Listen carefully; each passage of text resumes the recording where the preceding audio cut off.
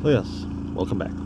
I kind of left the last episode that I lost my backpack, but as you can see right now, actually I have my backpack. So we'll get back to the backpack losing here. Right now I'm just showing off some of these shots that I call like Canon camera shots because I use my Canon camera. I like using these shots for more edits, and it gives more interest. You can see me riding around; it's kind of cool. But when I'm actually out riding around, it's kind of a pain in the ass because I gotta figure out what area would look nice. I gotta set up the camera, then I gotta ride past it and go back to it, go get it. And like right here, I actually just left it there so that way I could stop for a minute. And I figure I'd utilize this time to show the fact that the Super Cub center stand, which is all it has no kickstand, is pretty much useless in the woods. So I usually try to find some kind of tree or something now to just lean it up there, so that way I don't have to worry about it falling over. Usually. Snack time! For those that like to carry backpack snacks, I highly recommend one of these plastic boxes. They're fantastic. Of course, the one I drop is the one grape in all the fruit snacks. And how come it is that Welch's makes grape jelly, but they never have any grape in the packets of fruit snacks? Oh, it's so sweaty and gross. Oh. And yeah, the helmet was really bad. It was like dripping wet with sweat. It was quite disgusting. So, I know where my backpack is now, in a sense, but I realized that I lost it. And I have a tracking app that I use, so I know how, and basically how to get back to it. The only issue is there's a lot of other trails that zigzag through this trail, and I want to make sure that I stay on the proper way back. Otherwise, it might become a bit of a thing. And it's kind of tricky to make sure I stay on the proper trail because there's not exactly like any trail markers or any other kind of like landmarks that stand out. It all kind of looks the same. And speaking of looking, I'm sorry that you're looking at my butt so much right now. This is a new camera mount, and one of the first times I was running it.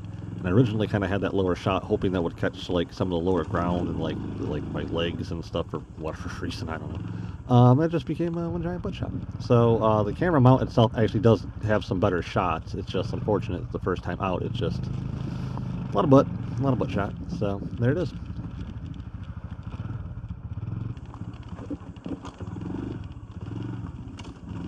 There's a bunch of these little tiny bridges to jump over, and I don't really think they're really necessary.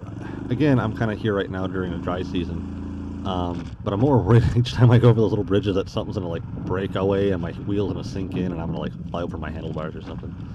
But luckily, nothing's really happened. And this big bridge lets me know that I'm close. I'm back to being reunited with one of my best friends. One of my friends that have always been there for me, and, well, I guess it's probably my #1 support team. And that friend, of course, is my lovely little backpack. This is obviously from a completely different day. I'm actually on the road of Burns Road. All the other shots before and in the previous episode were all on the single tracks that cut through. This is probably one of the rainiest, wettest days I went out. It was kind of like misting a little bit off and on. And it had been raining for like 2 or 3 days beforehand, so there's a lot of puddles and stuff to play in. And this is the first time I found this little interesting thing. Broad tree. In short, if you can't make out what it says on the sign, is there was an original broad tree that was cut down by the DNR, and now whomever started this thing is hoping that the people will make this broad tree better than ever. I'm assuming the dude must have like a trail cam or something nearby, and if not, people should come out here and put a trail cam nearby.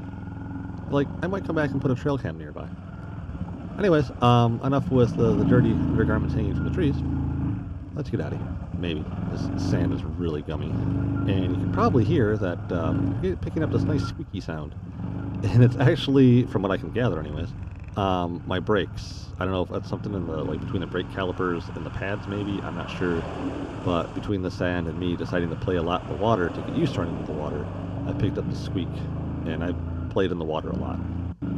Kind of wanted to get used to, like I said, how it tracks, and if I wasn't having any troubles with the way the intake box is or anything. If you notice, I dart for the edge there. That one got deep fast. That's a kind of one bad thing about being on the road. Is people take their trucks and stuff out there, and sometimes have a tendency of just like doing a burnout or whatever, and they can like dig really deep holes, and little fools like me don't see them. So now I'm getting a little hydrophobic again, and I'm going to decide to avoid the waters. Which means slower trudging, doing a little off-trailing, and finding out that, oh, there's a route like right in the path I wanted to take that I really probably don't have the clearance for. I only have like roughly 4-ish plus inches of clearance, and the way the exhaust is laid out on this thing, it's really you really can't put a bash plate on it, and I'd lose even more clearance. So I got to figure out a different exhaust setup, and really I got to figure out a different setup for the front suspension too to get more lift. It's a whole thing we'll talk about in future episodes, I suppose. It's a hitchhiker.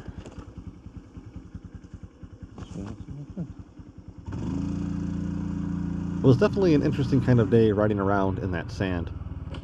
I was so used to dry sand.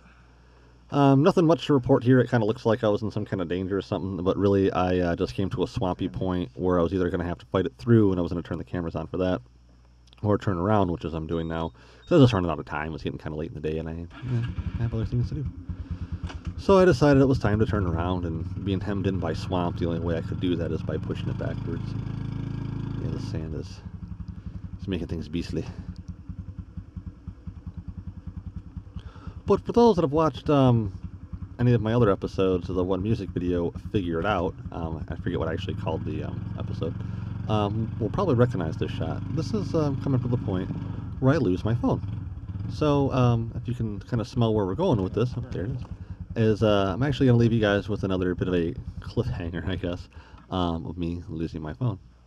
And for those that seen the music video, this is where and kind of how it happened. I just decided to lay it into this berm instead of a tree, and as I pick it up, presto changeo, there's no phone. And of course I don't realize it until I'm about roughly halfway back home. But then I gotta, once again, kind of like before, figure out how to get back to the spot, and I cut out a lot of the other swamp-y, weird, watery stuff I had to get through to get back here. And it was getting worse, which is why I decided to turn around. Excuse me. So, thanks for watching. If you enjoyed this, please tune in for the next one. And if you like this kind of stuff in general, please subscribe, and I'll have more stuff out whenever I have time to do it. Thanks again, and take care out there.